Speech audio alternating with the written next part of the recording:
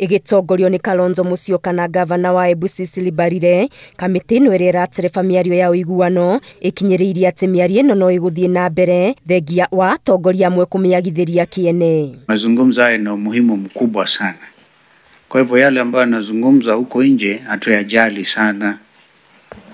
We may take note, we may express concern, but we are operating on the basis of utmost good faith.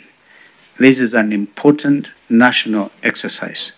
So we are here legitimately and with clear instructions. And as long as you see us here, please don't take too seriously what you hear outside of this meeting. Cecily Mbarire, ũrĩa ũratongoria mwena wa Kenya Kwanza mĩario-inĩ ĩno, erĩte mũingĩ ũteanĩrie mĩhuhu o yothe ya kweherania thirikari na mĩario ĩno. As a Kenya Kwanza team, we are fully committed to this dialogue committee.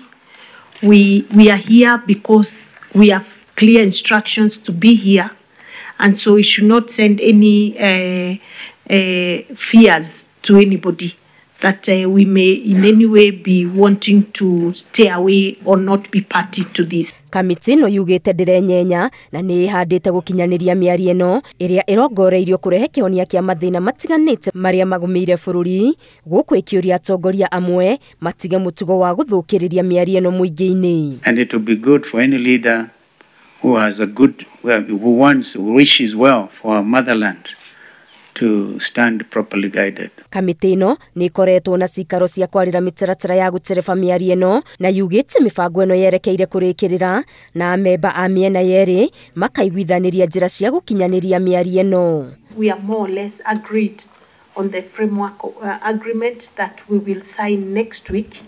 We've also received the consolidated issues.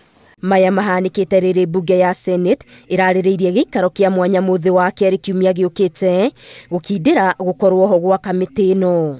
And that is where properly guided, then we'll be able to meet on Wednesday and do the signing and proceed. Ngĩribotera Inooro TV, Getu Wangari Maria wa Mũigana.